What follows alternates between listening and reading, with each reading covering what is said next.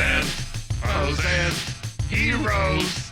Gonna tell you about pros and heroes. Gonna tell you about comic books, costumes, facts, boots, and other stuff. In this week's issue, the Fantastic Four meet Galactus. Welcome into Bros, Foes, and Heroes. I'm Zach, joined as always by the malleable one, Ooh. Mr. Mike. See, I got this one right because this week we are covering a story that malleable works. Dr. Fantastic. Mr. Fantastic. Sure. I mean, I think maybe Professor Reed Fantastic. he is a professor. So I have been inspired by... Sounds so much better than like adjunct Fantastic. Adjunct Professor Fantastic. Yeah, well, yeah, Professor Fantastic. That sounds terrible. Why would?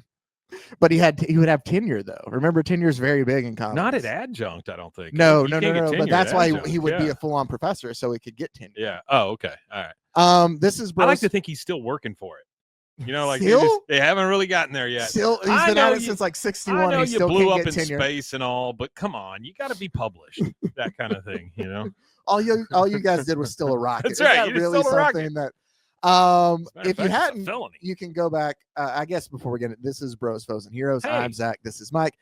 Each week we will cover a either comic book character or a story. This week it's going to be a story, and a good one that I enjoyed and one that we haven't talked about yet. And I got inspired because the new trailer was released for the Fantastic Four movie coming out later this year. Yeah, and I was excited about it.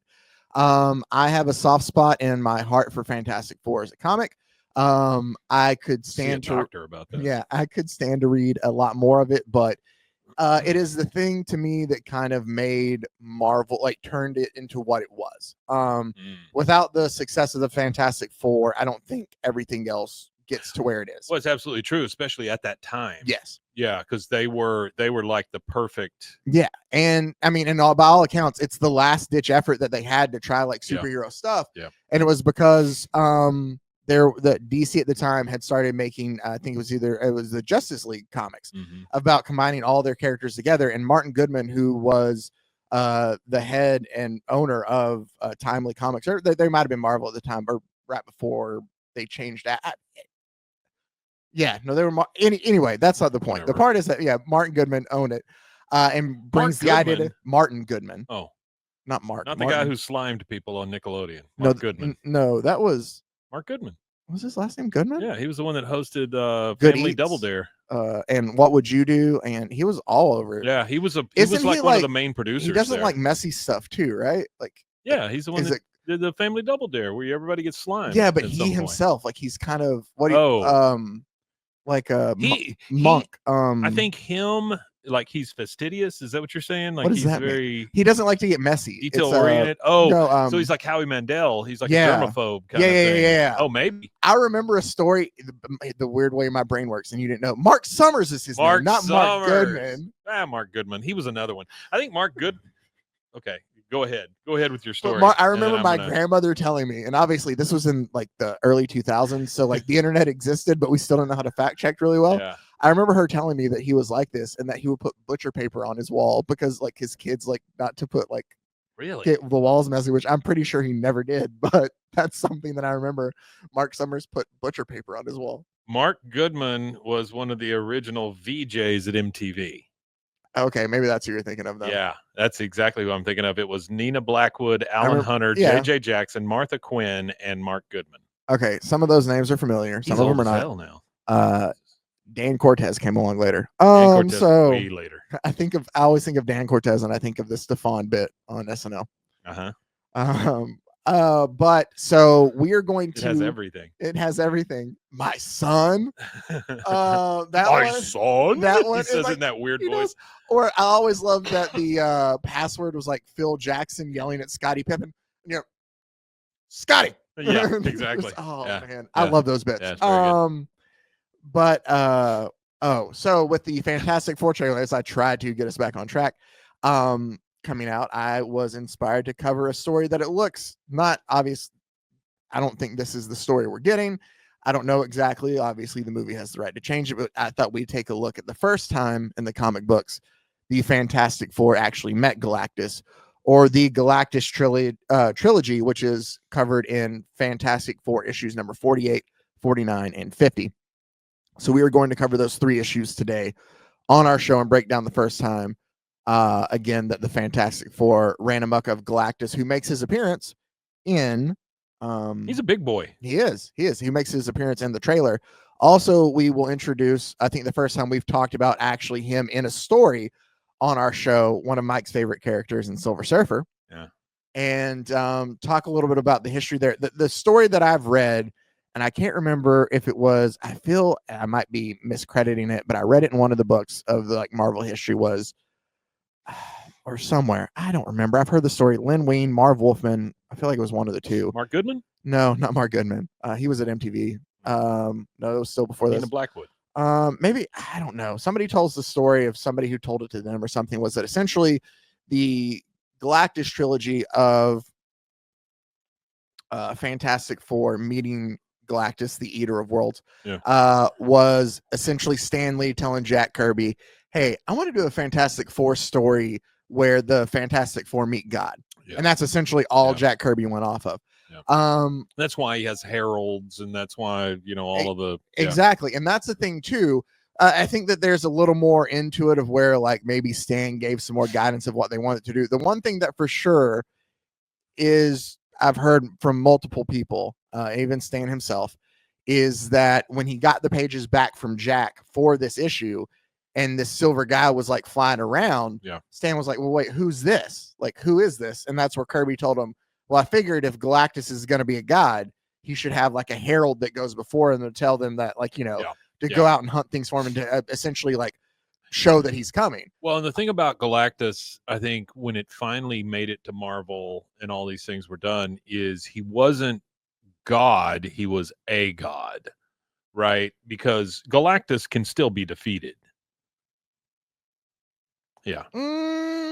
Yeah. You'll see with this story. It's not like a wrestling god in that wrestling comic we did. No, but kind of. Okay. It's a cosmic god. All right, let's see. Here's the thing, without like there is obviously something that can get rid of Galactus. But it gets rid of like everything almost. Okay.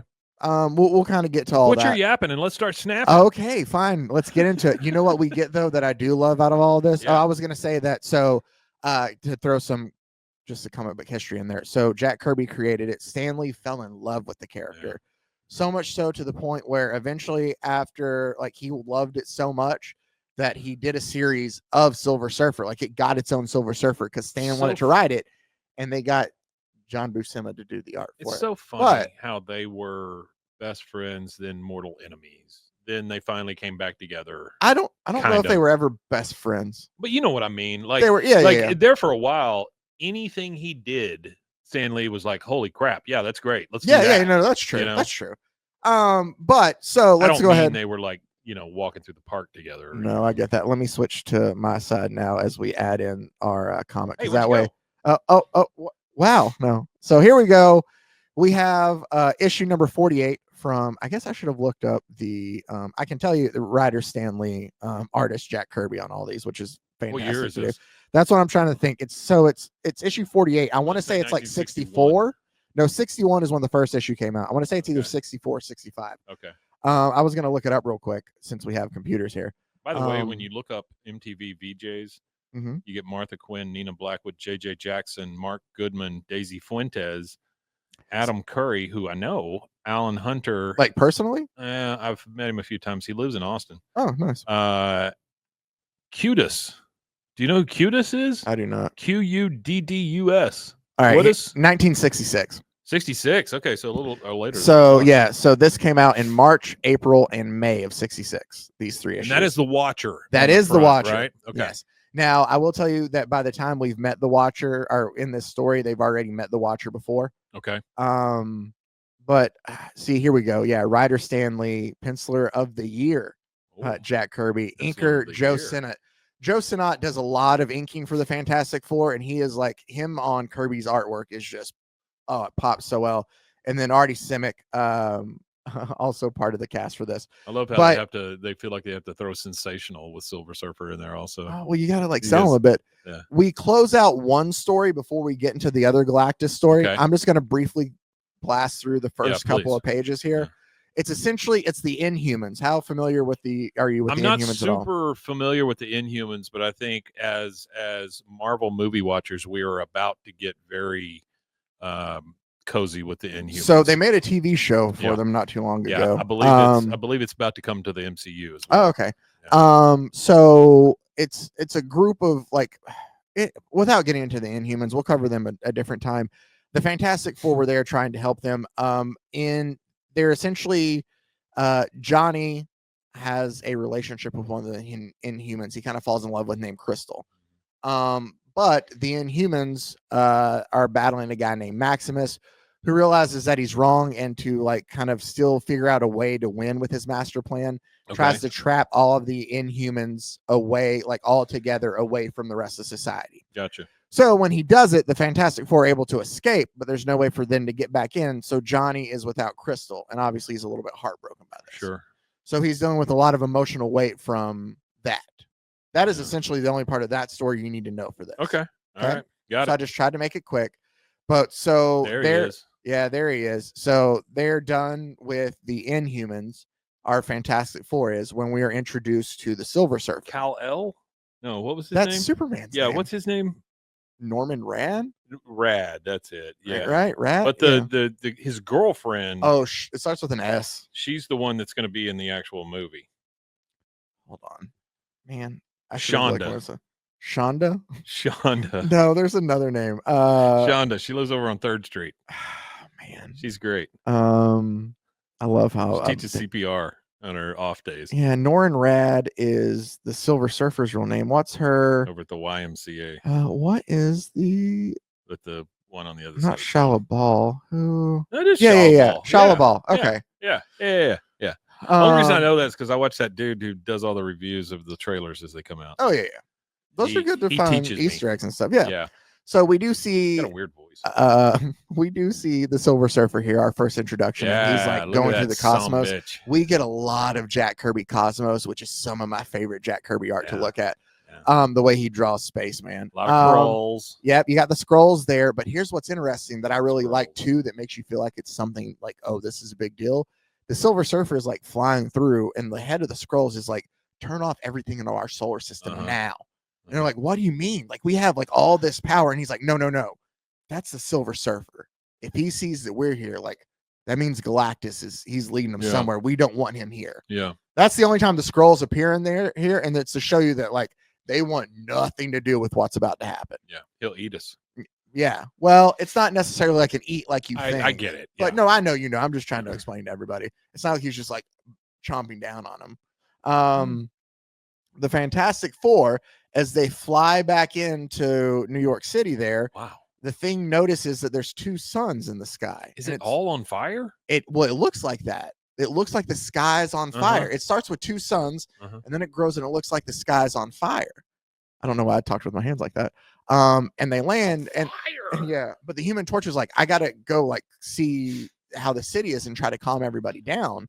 And when he goes to do that, though, like the townspeople there are like, oh, we skipped a page somehow. There's no better way to calm people down than set yourself on fire and fly to them. So he like comes there and he's like, hey, everybody calm down. And they just see the sky aflame and they're like, oh, that's got to be the Human Torch's doing, which kind of makes sense. Yeah, it does make sense. And so they like get a fire hose and they like blast him with the fire hose. And he starts throwing bricks at him. Yeah, and they start throwing bricks at him.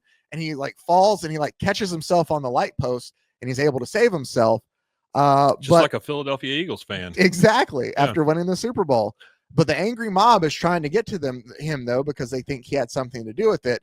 The Thing, even though him and Johnny constantly are butting heads and fighting with one another. They're still on the same team. Yeah, they're still the same team, still family. He's like, I got to go save my little buddy. And he kind of falls off the Fantastic Four jetpack thing that they're riding.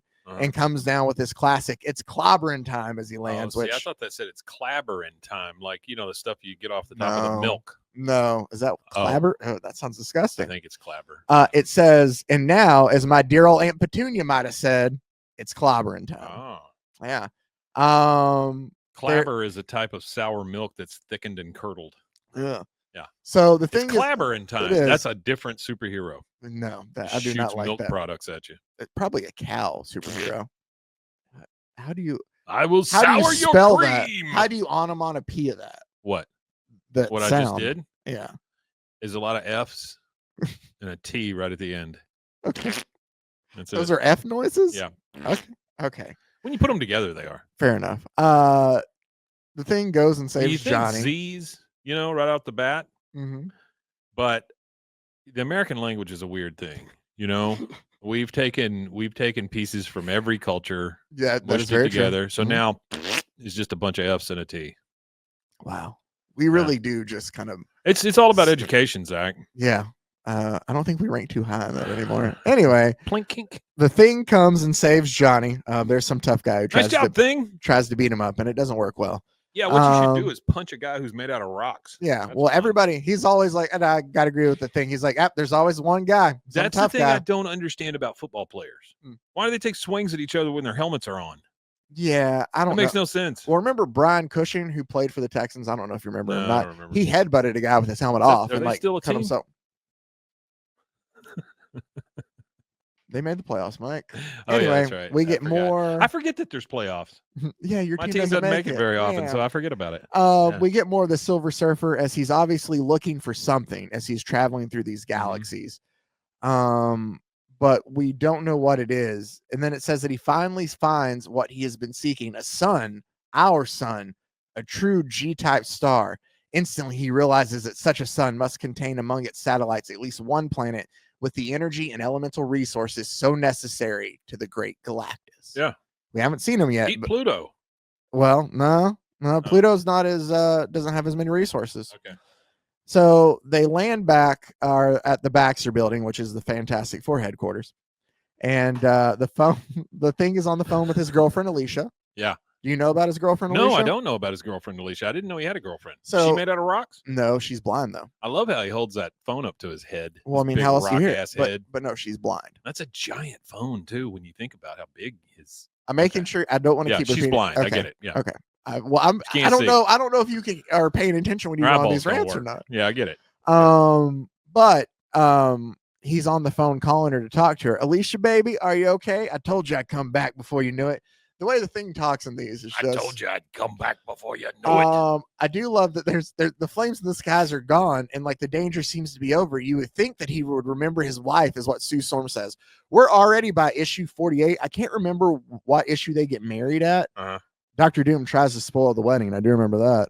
And the weird thing is he steals Aunt May to do it, which is weird. No, that was it was Doc Ock. Yeah.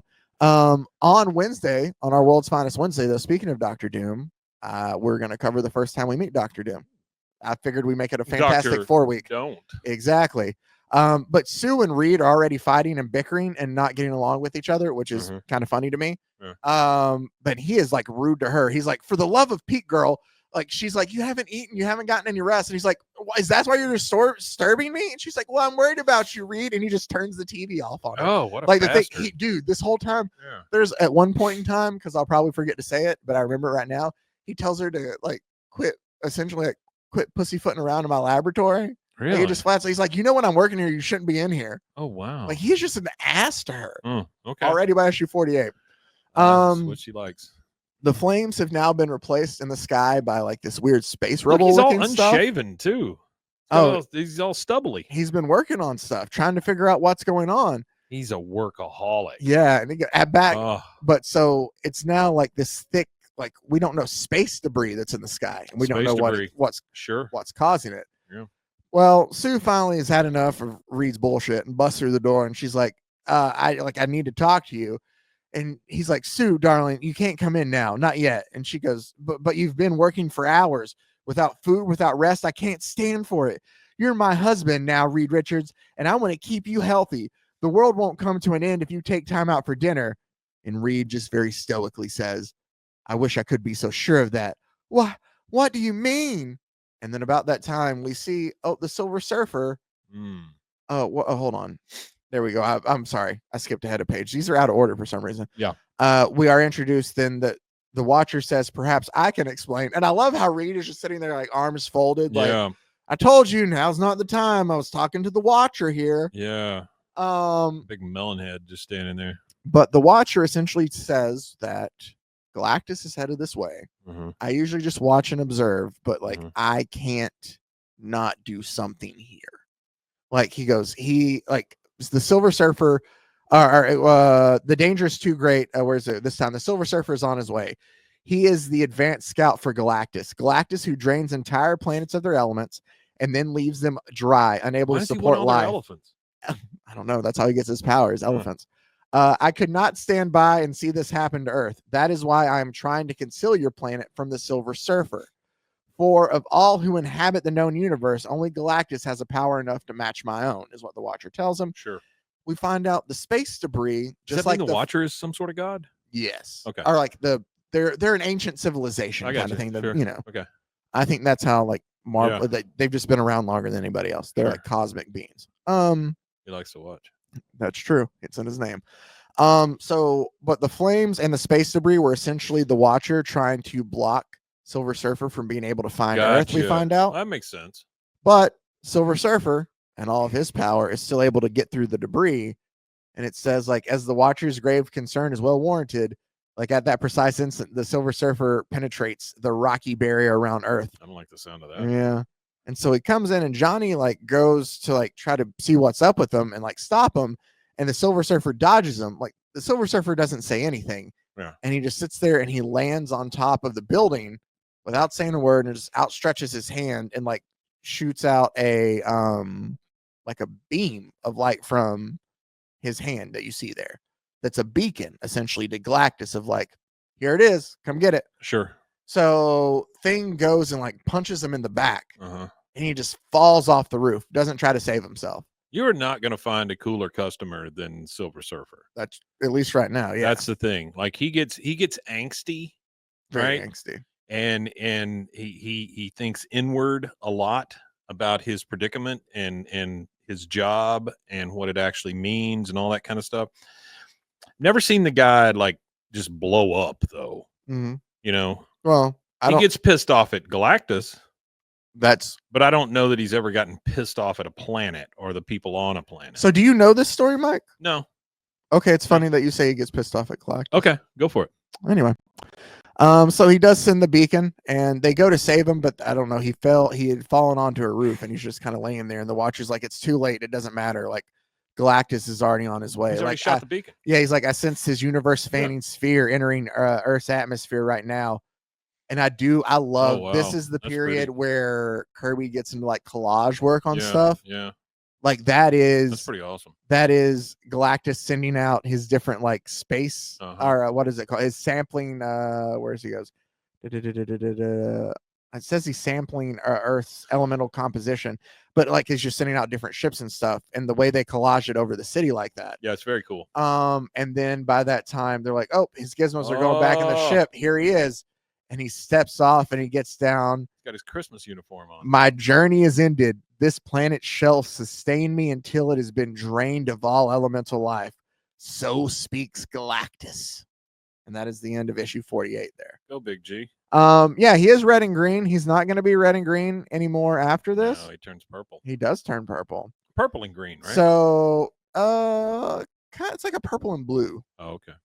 So, like the Jacksonville Jaguars. Exactly. Well, not that kind of blue. Oh. They're not purple either. Oh. So not like the Jacksonville Jaguars. Sometimes I'm just like, yeah, while we're talking. Yeah, not at all. So this one, April there of 66 is where we continue. Yeah. Our story with the bearded Reed Richards and everybody in shock as Galactus now purple. Yep. Shows up and then Galactus speaks and he goes, so it was you who conspired to hide this planet from me. Like, I thought you were just a bunch of you're a watcher. Why are you trying to get involved? Do you dare try to get in the way of Galactus? Yeah, you giant baby. And he's like, heed my word, pillager of planets. This tiny speck of matter upon which you stand contains intelligent life. You must not destroy it. Galactus does not care. No. He's essentially like, I'm just here for. That's the thing that people don't understand about Galactus. He's just doing his job. He's Essentially, doing exactly what he was created to do. That's the thing that you will find out, and it is brought up some. There is, I think the Watcher says later that it is not good or evil. The Galactus is above both. He's like an element. He's just part of the universe. He is. He just goes from planet to planet, and he like sucks planets to a husk and then leaves. But it's because he needs that power to sustain him. It's not that he's like finding. It's not like he's finding civilizations to wipe out. I think at some point in time, and I could be wrong, that a lot of times the planets that Silver Surfer finds for him are uninhabited planets. Got it. Sure. So when he sucks them dry, it's not like I mean it blows, that this has got to be a thing, but it's a thing. It's what sustains these universes. Yeah, and sustains Galactus here. It's you know what I think of him as? Like a forest fire. A natural forest fire has to happen so that you can clear it and regrow. And that's kind of the same thing that Galactus does. In a sense, he's a cosmic forest fire. It is. Thank you very much. I'll leave now. Nice. I think there's also talk of long-time listener, first time. Like there's multiple, like you're right though. I think it goes in the story of like, kind of there have been like multiple, like if there's multiple big bangs in the restarting of the universe, and in that like Galactus always appears. I've there just always never has seen to be, the guy as a bad guy. Yeah, no, but really like that's the thing is there's always a version of Galactus because he has to like exist for balance. That's in a way. The only thing I worry about in this new movie is that he is like the big villain. Well, I think there's a way to do it. I mean, there is a way to do it that works. I think Red Ghost is your real villain in this thing. But I think Galactus is just seen as a force of nature, is how he should be seen. Yeah, it'll be interesting to see. I like how they did the original trilogy here, but the Thing tries to stop him as he's talking because like the Watcher's like, you gotta like avoid, like these humans are worth it, and he's like, I don't care. He's like, I'm just here for. Yeah. I'm paraphrasing a lot of this, but it's also so you can read it and enjoy it too because it's here good. For a good time, not for a long time. It's really good. The Thing tries to stop Galactus and just like punches him, and he's like, it had no effect on him, like at all. He's just walking it off. Galactus, come on, shut up. And like this little, just that little pod thing just kind of falls off, and this gas just kind of like, poof. Yeah, it leaks out, and he's like, my eyes, my nose, what is it? What's happening? It's like, can't you tell? He's treating us like some sort of bothersome gnat. It's some type of cosmic insect repellent, essentially. Like Galactus, just like, guys, just leave me alone. Yeah. It's brought up a lot. He basically farted on him. Yeah, he's just like, guys, come on. Spell that. So Mr. Fantastic rolls the Thing up in like a carpet, and they like go and they disappear. And Johnny tries to use his flame powers to attack him, and he like essentially Galactus soaks in all of his energy and turns it back into like beams out of his eyes that just like smother John. It smokes him out kind of. Yeah, good luck with that. And he collapses down, and he can't Johnny Storm. Flame back on. And the Watcher tells him, "There's nothing more you can do. Like return to the others." He's like, "You guys go. Like you're no match for Galactus. Get out of here, kid. You bother me." Well, but I mean, like the Watcher is telling him to go too. Like, there's nothing to. You're not going to beat this guy by yourself. And so they get back, and like Johnny's upset because Reed is shaving, and like the Thing is like taking a bath, just trying to like nurse his wounds. And they're like, what are you guys doing? He's out there like destroying the whole city. Like he's going to destroy our Earth. And they're like, we need to figure out what we're going to do before we just haphazardly go out there and do that. Then like we need to have a plan of some sort with this, some way to compete with this. We also get a cut back into the Silver Surfer. Is that the blind girlfriend down at the bottom? It is. Okay. That's why I told you about Alicia. So he lands on a roof, and whose roof does he happen to land on? I think I remember her being like a sculptor. She is. She was a blind. Well, I mean, I'm looking at that, but I'm saying I think in the recesses of my brain, I can remember seeing her in these comics as a sculptor or whatever, whenever she comes up. Exactly. So because it's something about him being made of rock and her. Well, also like since she's blind, I think they're going for like she uses her hands and touch, and I think that's sure. It's her. Yeah, the same thing with rock too. But so the Silver Surfer lands on her roof and falls in through her overhead window, I guess, above. Yeah, that's and she's weird, like, right? something fell through my skylight. And she goes, and she obviously she can't see, but she hears noises. She's like a voice, like it's moaning. And she's like, she goes and she feels his head, and she's like, he doesn't feel like a regular like man. He feels different from any I've ever felt before. And then he's like, man, I am more than a man. I am the Silver Surfer. I am the Herald of Galactus. right, calm down there a little bit. And so Alicia's like, it is Alicia, right? It's not Alice. Why am I second guessing myself? It is Alicia. It's Alicia. Thank you. And she's like, Silver Surfer, Galactus. Like, I don't understand what you're talking about. He's like, what does it matter? Understanding cannot alter the way of destiny. She's like, well, you at least speak like you have a sense of like nobility about you. Like you're kind of like this, this regal person. And he's like, nobility? I don't even know what that there word is means. Something very regal about the way he speaks. He's like, I don't know what that means. Very and she goes, oh, okay. And he goes, why do you do not see are all earthlings thus afflicted? Like he asked her that, and she's like, see anything. She's like, no, of course not. Then you really are not from this planet. It's incredible. And he's like, incredible? I don't know that word either. Like there's a lot of words he doesn't know. Yeah. She's like, she's trying to take care of him then because obviously he fell through a skylight. Sure. Yeah. So she goes to make him like food, and she's like, are you hungry? Like, let me grab you something to eat. And he's like, hungry? I only eat rocks. He's like, can it be that you actually consume these foreign matters? He's like, it's easier. Oh, maybe he does it later. He's just like, it's easier to turn it to energy. And he like just turns everything to energy and like just eats it all. Yeah. Silver Surfer. We do see that Galactus is building He's fun at parties. He's very fun at parties. Is building this giant. Why the cocktail wieners? Just turn them into energy. He's shove them up my butt. Oh man, he's building this giant machine at the top of the Who is Galactus on top of the Baxter building, which is the tallest building there where he's landed. Yeah. So that's what on the top left. So he's building a building on top of the building? He's assembling like a machine on top of the building. All right. And it's because what the Watcher then shows them is this machine. It sends out like this energy that'll soak all of the oceans, like the seas, and turn it into pure energy. Got it. Like, so it transforms and then he just absorbs it all. And it even shows like Jack Kirby did a great job. Like there's a dolphin and like octopus, and they're just like, there's a shark. Look at them, they're just done. I think there might even, they're just like, it's all gone. And he's like, then after he consumes that, like he'll use it to like soak up like all the forests and just all the cities and stuff, just anywhere he can find energy. He's going to consume it there. It'll be the greatest mass evacuation in history. And then eventually like the human race will have no place left to run. The planet, essentially will be reduced into a empty, lifeless husk. He's like, and then when he's done with that, he's just going to leave you guys. And they're like, then we have to do something like with him building that on top. And they're like, unfortunately, there's only one thing we can do. And out of you all, the Human Torch is the only one who can do it, is what the Watcher tells him. He's like, I can't get involved. He's got to go up his butt. No, he's like, I can't get involved, but like I can tell you like how to do it. Oh, that's where the Silver Surfer involved though. In a way. I mean, when you break it down, come on, Watcher. He's just kind of like, well, this exists, but you got to go get it. That's essentially what he's doing. That's where the Silver Surfer turns it all into energy. And then he's like, and all these objects in the room, pictures of sculptures, decorations, they're just all wasteful uses of energy, is what Silver Surfer tells her. And she's like, what do you mean? You're destroying something. Why are you being so mean? You mean it in some mad, unbelievable nightmare ish way. You mean it.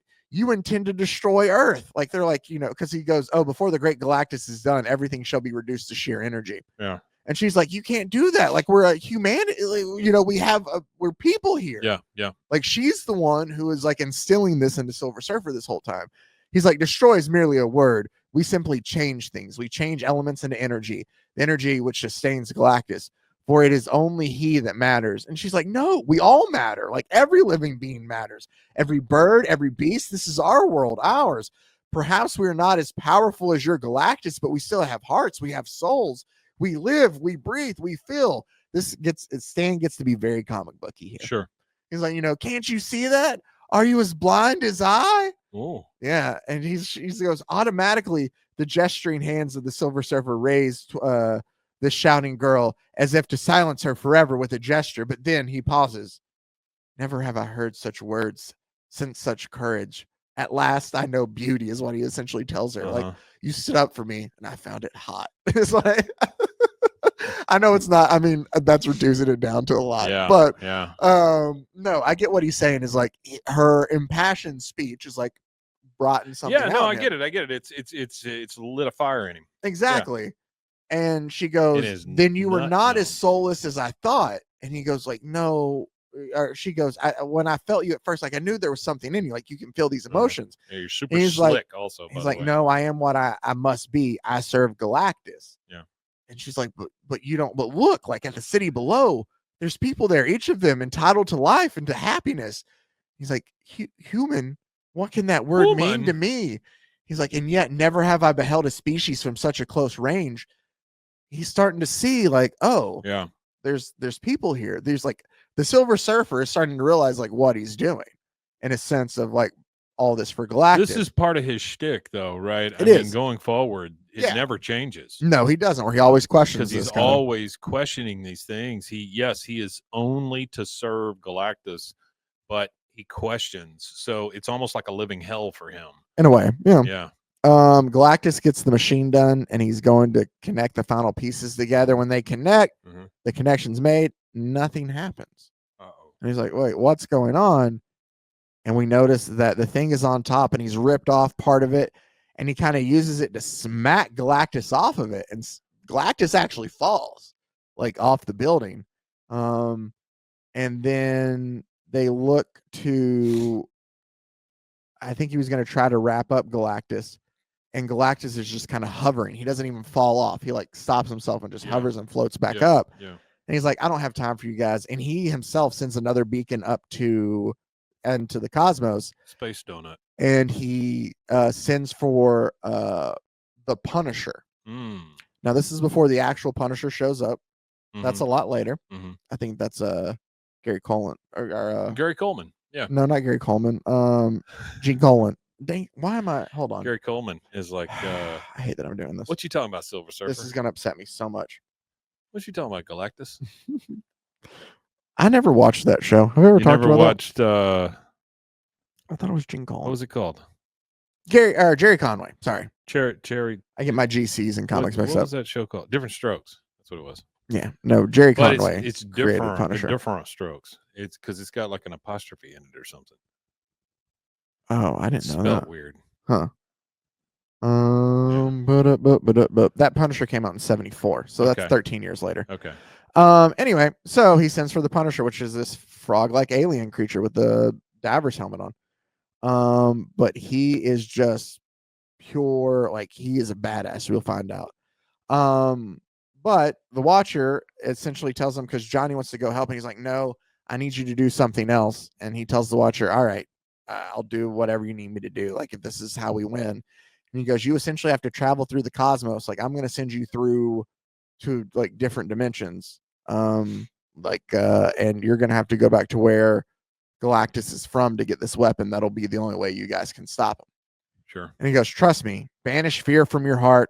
You shall travel by time, space, distraction. It's always about stuff from their home planet. It is. Them, Superman, Galactus. So, and he sends them on another time Elon continuum. Musk. And the reason it has to be the Silver Surfer, or the Silver Surfer has to be the Human Torch. See, dude, look at that. I love Kirby Space, man. Yeah. Kirby Space is just so badass to me. Well, it's almost like an MC Escher type thing where the machine goes all weird and curves. And there's a quote that this is now. Quote is flame on. Yeah, no, it was. So it is. It's spelled DIFF apostrophe RENT. Really? Different. I can't find this. Different. Anyway, there was a quote that. Anyway, I ruin it when I do that. There's a quote at one point in time, and I wanted to credit who it was, but it was, I believe that once man is able to explore the far reaches of space, like we can go as far as we can travel, and we get to the edge of where like time and space meet. I believe that, what was it? Oh, we'll see the signature of Jack Kirby there in the corner. Right. Talking about just how well he drew the cosmos. I was just trying to give credit to what it was. I couldn't find it. New Chevy Silverado. But there's these so the reason it has to be the Human Torch to go through this is because he's the only one that can fly and maneuver around. But he has to move through these things, celestial barriers known as unlife. Space puzzle. To touch them is to perish. So like it's just these waves of energy that if you touch them, they like kill you. So he has to maneuver all around. and he goes back to Galactus's home. The Punisher makes quick work of all the Fantastic Four. Like, there's nothing they can do to get around him. The Thing is no match for him. Mr. Fantastic can't help. All they can do is Sue essentially puts her invisible force field around them to protect her. And even then, like, he's starting to beat through it, and she can only hold it for so much. He looks like a He-Man bad guy. A little bit, until Galactus is like, enough, loyal one. Back to your ship. Like, you have served me well. My machine's already done. Yeah. And so the three of them just kind of can do nothing but watch as Galactus has finished his machine. And we see then, though, that the Silver Surfer realizes, no, I have to do something. I can't just let Galactus go and do this. Like, there's something I have to do. I can't let him destroy an entire civilization. And so he heads out to go kind of stop Galactus himself, or at least try to talk to him. And that's where the Watcher's confused, is like, oh, I didn't expect the Silver Surfer to be a part of this. Now we'll have to see how this plays into things. Well, it's our mind staggering conclusion. It is, of our trilogy there. Mind staggering. And that takes us to issue 50, which is the end of pose right there. It is. Here's the thing that's funny, though. At last, the Human Torch in college. Don't miss Johnny's first day. Last. Well, it's such a funny to. It's like it's selling the Silver Surfer, and I know at the time they didn't know this would be like, oh yeah, these are characters. They're going to be bigger deals and stuff. But it's just like, we have this huge Galactus story, and then we're also going to wrap it up, and then Johnny's going to go to college. It's like you have to throw one of those romance comic stories in there or something, or a human interest, whatever. So Silver Surfer essentially comes to Galactus and tells him, says, bro, he's like, yeah, like, these are people here. Like, I can't stand by and just let you destroy civilization. I love that bottom left hand with him through the smoke there with the crackle, or Galactus with his head tilted with his hand out. Yeah, like that's a classic.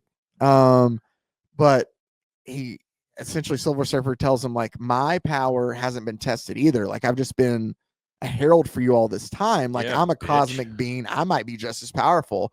Like, if you're not going to not destroy this planet, then I don't want to hurt you, but this is what I can do. And he kind of like unleashes all of his power on Galactus and puts him in like this cocoon, and that solidifies around him. Right. Like, with all of they're like, wow. Like, they just sit there and they stare for a bit, and they walk up and like, do you think it's going to hold him? Like, do you think it's going to work? And the Thing goes to touch it and like gets electrocuted. Yeah. And they're like, wait, quick, back away. It's shattering. It's shattering. And it's just explodes. I love the art so much in this.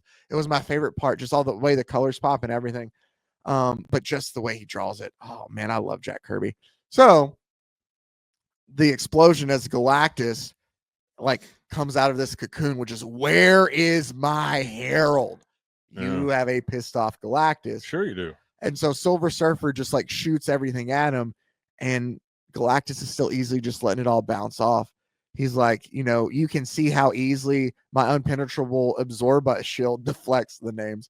Impenetrable Absorba shield deflects your foolish rays of starfire. And now, rebellious one, it is time that I teach you the folly of daring to question the will of your master. I think I used to live next to a family of Absorba shields. Oh, nice. Yeah. So there's a big battle between the two. Guatemalan, I think, as of origin. There's a battle between the two that ensues, and the Watcher can sense that Johnny's getting closer, though, to getting to Earth, to getting them the weapon back they need. So it's kind of like, we just need the Silver Surfer to hold off Galactus long enough for Johnny to get there. And when Johnny comes through and comes back to his actual time, he like collapses in exhaustion, both physically and mentally, because his mind, like the Watcher says, like, the human mind was not meant to process everything he saw. Like, he talks about like he's in shock from it all, and like he sits there as he like collapses on Reed, and he's like, we're like ants, just like ants, man. Like, there's he just has this realization, like, all right, here, like, they just try to lay him down, and Reed grabs the weapon from that Johnny has there, and the Watcher stops him and tells him, like, you never must turn this control lever to full power, because it could erase the entire solar system in 1 microsecond. Like, this thing is, you have power in your hands. Yeah. He goes, now heed me as I tell you what must be done. And we go back to Silver Surfer and Galactus fighting. And what is it? The humans, of course, by imperiling them, I shall force you to surrender. And like Silver Surfer, I guess, is like putting in like barriers over on top of these buildings to kind of like protect the humans. And about that time, Reed or Mr. Fantastic, he goes, "Oh," Galactus tells him, "I can tarry no longer. Galactus yields to none. Upon your own head shall be your fate. I regret what I must do. For all who live, I have cherished you the most. But now by my hand, the Silver Surfer shall perish." And Mr. Fantastic tells him, "No, Galactus, it is you who will perish." And he like holds the weapon up to him, which we find out is called the Ultimate Nullifier, is the name of this weapon. All right. And he's like, for we found a weapon at last. And he's like, "No, the Ultimate Nullifier in the hands of a human." He's like, what? How dare you let the creatures like this possess such power? You can't do that. Like he tells the Watcher. I mean, it is the ultimate nullifier. And he tells him, he's like, "I agree. Like these beings are just children, but like our races, our civilizations had to start out somewhere else too. Like just like these human beings here. Yeah. Like, so they did." And then he goes, "Consider the courage like they display trying to stand up to you, man. Like realize that they're worth giving a shot to," essentially is what the Watcher tells him. And he goes, "But what of Galactus? What of the limitless energies that like I have?" And the Watcher tells him, "Why not just go find another planet then? Like, you can do this. Like you doesn't have to be there more. You have enough energy to go out there and find another planet," kind of essentially. The universe is endless, destroying where he goes, "We both know full well that the universe is endless. Destroying a race cannot be the answer." And he goes, "I grow weary. The prize is not worth the battle." Like he's talking about Earth here. Yeah. And he goes, "Let the humans surrender the weapon and I shall be here no longer." And Reed's just like, "What?" And the Watcher tells him like, "No." And this kind of goes into your point of like Galactus isn't good or evil. Like the Watcher tells him like his word, it can never be questioned. Like Galactus only speaks the truth. So if he tells you that he's going to leave if you give that to him, he's going to leave if you give it to him. Right. So Reed kind of hands it over and he gets ready to leave. And he goes, "So for the first time since the dawn of memory, my will has been thwarted, but I bear no malice. Emotion is for lesser beings." And he's going to stop. He says emotions are for lesser beings. Still doesn't mean Galactus isn't going to be a little petty. Sure. And he goes, "Yet there's one thing that must be done." And he shoots rays from his eyes through Silver Surfer and says, "Since you shall be herald to Galactus no longer, I remove your space-time powers. Henceforth, the Silver Surfer shall roam the galaxies no more." And the Galactus then, just using his cosmic power, just kind of disappears and puts everything back like it was before he leaves, as they notice that he's gone now. And the Silver Surfer is there, sneaking up on Ben because he's like, "I wonder where that guy is." And Silver Surfer is actually kind of nice to him. And Ben's like ready to like be mean to him and hate the Silver Surfer and not like him because of everything that happened. But he like kind of feels for the Silver Surfer in a way. And then Alicia runs up excited, but she hears the Silver Surfer talking. So she goes to him and she's like, "You did it. I knew you could do it. Like you had it in you to humanity. Like I knew there was no ability. Like I sensed it and you showed me."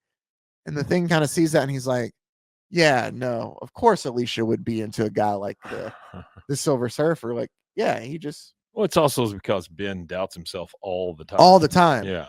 Dude, we talked about Greg Land once a couple weeks ago when it was drawing. I came across a Greg Land drawn Fantastic Four comic where it is so sad. Like Ben Grimm has this like moment where like a breakdown to Johnny where he's telling him, he's like, "When was the last time Reed ran a test to like fix anything about me?" Like he's given up. He's like, "There's not like I'm stuck like this forever." And he's like, he tells, it's gonna get dark. I apologize, but he's like, he goes, I would try to, he tells me, he's like, "I would try to like, unalive myself if the razors didn't break every time I used them." Like he just flat out tells him that. Yeah. He's like, "Do you think instead of trying to find like a fix that like Reed could just find a way to like, for me to end it all?" Like it's a very dark kind of, and it gets like, it's not that, but that's the very dark side, or the, one extent of it. But Ben has always like questioned that. He's wanted his humanity back more than anything. Sure. And like that's one of the things that's just kind of sad about it, is like he helps them and he does so much, but he just wants to be normal so bad. Well, if you've seen the the Fantastic Four trailer that's out, you realize that Ben keeps that up with his cooking and all of that kind of stuff. You know, he just wants to be a normal person. It is, and like that's the thing that he's always wanted to. Well, I love the way that they showed it. I love that he's wearing like a top hat and a trench coat, because that's very much, remember the very first issue when he walks into that store, he's wearing the classic thing he wears whenever he goes out into people. But it does such a great job of showing him like as his test pilot self too. Oh well, and it's also that reflection in the TV on the it's so well on the trailer. Very good. Anyway, well so he thinks that to himself, and the thing's just like, you know, I can't even blame her. Like, I get what she sees in him, kind of thing. He just goes and leaves, and as she leaves, or as the thing's leaving, Alicia's like, "Hey, but you need hard." He says. She's like, "You need to meet all the others. Like, where are the others at?" And he's like, "Well, the young one is like fainted, and they've taken him to a rest." Yeah. And she goes, "Well, you need to meet Ben. Like, Ben's the greatest guy ever, man. Like, dude, Ben is so like." She's so like talking him up. Huh? And he's like, "Where?" And he goes, "Well, I think the one that you said named Ben is like, you know, following after him." Gone. And she goes, "Oh, well, then let's go meet him." And he's like, "No, my place is in the skies, like not here." And so he leaves her, and she's just kind of like stuck on the roof, like having to like go down the stairs. And it's she's just blind. Ben, where are you? Thanks, guys. It's Alicia. Ben, why don't you answer? Where have you gone? And we do, like, it closes out and it sets up a new story after that. Leave the blind girl on the roof. But the one thing that I do want to show, just because it leads to one of my favorite panels, that oh yeah, look at you. I'm going to show here in a second. That's the very next issue, because it goes off of this. But the thing is obviously having like a question of just like he just wants to be normal. Like, everybody's afraid. He's got of me. that inside fight the entire time. He does, and what it sets up, Johnny goes to college, yada yada, all that. Oh, thank God. We're not going to talk about that, but what it does lead us Batman? To. Who was that? Black Bolt. Okay. Oh, he's one of the Inhumans, isn't he? Yeah. Hey, how about that? But as it does go to issue 51, it does have this monster, which has one of my favorite panels in any comic book right there, man. I just wanted to throw it in there. It just, like, the thing just looks with the rain, his big diaper. I love that. This monster. That is one of my favorites. But anyway, cool. So that right there is the first Silver Surfer is one of my all-time favorites, just simply because I got into it more than I did anything else, and it's the introspection of the Silver Surfer that really that I really enjoyed. You couldn't find that in other comic book heroes at the time. Yeah. And we're talking probably 80s, 90s, that kind of time frame. Yeah. All the comics at that time were very splashy and very big muscly whatevers, and women with no clothes on and all that stuff. Exactly. Silver Surfer was never that way. It was more of it was almost like reading philosophy at times. A little bit. I think Stan loved to like do the questioning. It was great. And that's some of the cool things to look at is in like the artist edition of these things, where it has, because Kirby would write like dialogue suggestions in the gutters before he turned it in. So he like kind of framed the story up for Stan. But in this case with Silver Surfer, Kirby was very more direct. Like, it was still the same thing. Yeah. But Stan loved to write that lilting kind of dialogue. Oh, sure. Worked for. Yeah. No, it was great. It was great. And there are some series of Silver Surfer in the later days that are very good. Yeah. I will say, well, you're a big Mobius fan, aren't you? I love that Mobius series. Yeah, I thought that was a really good one. It's very simplistic. I did save something that I wanted to play at least here. Let's do that. So in the movie Crimson Tide, I don't know if anybody knows this or not. There's a scene. Right in. Yeah, I know. The 1995 submarine action movie, Crimson Tide. And I told you before we started that I got it mixed up with Hunt for Red October, because I think they're the same damn movie for the most part. No, you did. There's two submarine movies that came out pretty close to each other. It's the 90s, yeah. It was the 90s. Everybody was in a submarine. But there's a scene in there where two of the shipmates, of the crewmen get into a fight. Yeah. Seaman? And Denzel Washington is like their superior, and like he goes to stop one of them who's like going away from this, like they shove a little bit and they yell at each other and he just kind of leaves, and he goes to like stop him, and he's like, hey, like, you're an officer, like you can't act like that, like you got to be cool and calm, like what was that even about? And he's just like, I'm embarrassed, I don't even want to tell you what the argument was about. He's like, no, I'm telling you, like, what was it? And he goes, well, like, I'm a big comic book fan, and I told him that like Jack Kirby's Silver Surfer is the only Silver Surfer, and he's like a Mobius fan, and he was telling me how Mobius Silver Surfer is the better Silver Surfer. It is pretty damn right. And so they go back and forth, and he's just like, and so like that's what it's for. To which Denzel Washington replies You with, have to set an example even in the face of stupidity. Now everybody that reads comic books knows that Kirby Silver Surfer is the only true Silver Surfer. Now am I right or wrong? You're right, sir. All right, get out of here. Yes, sir. I just had to include that. That's funny. But to say that we will cover Parable, which is the Mobius Silver Surfer this year. Oh, cool. I told Mike we would do it. Love it. I'll even tell you when, Mike. I was planning on doing that around your birthday. Oh, very nice. So- oh, aren't you sweet? So in May, if you want to like circle it, we will do Yeah. Mobius Silver Surfer. That's awesome. I love it. I haven't seen it in years and years, so it may be garbage. Oh. But at the time, it was the greatest thing I'd ever seen. But so I wanted to hunt that down and do that for Mike. That does it for I've seen this a lot week's of episode. beheadings since, so It's got to be better than that. That does it for this week's main episode. Our World's Finest Wednesday will be also Fantastic Four related as we look at the first time we meet Doctor Doom, and that involves time travel. Mike. Doctor Doom. It involves time travel. All right. But it's the cast and crew that we've covered already, so you will be familiar do you with like the time Fantastic travel Four. stuff? Sometimes when it's Superman wrapping up Batman for them to go back in time Yeah. and him like biting through a wood plank. But like and, when you hitting think on about women, like yeah, I love when you that think stuff. about time travel movies, No. It can be done. It can be done well, but no, not really. you know what I don't like about time travel movies Everything. or time travel in general in movies What's that? is the fact that I have to see the same scene over and over. It's the same thing as like whenever you tell me a story from 3 different characters' point of view, I Yeah. have to see the same damn scene over and over. Yeah, no. It's just from a different angle. Yeah, no, I get that. Or I heard that he said that you can time. do it. You can do it well though. Sure, it can be. It can be done well. That does it for us this week. Thank you, as always, for taking the time out to listen and to watch. If you haven't, go and vote yet. I'm pretty sure that those who have voted are going to vote. But if you haven't, go vote for. It's going to be Guardians of the Galaxy, Mike. It looks like. I know. But also make sure you check out all the great podcasts on the Rogue Media Network family of podcasts. RogueMediaNetwork.com. Make sure to check out more Fantastic Four on Wednesday. And until next time, stay safe, everybody. Yeah, well, golly con. Frozen heroes. Gonna tell you about frozen heroes. Gonna tell you about.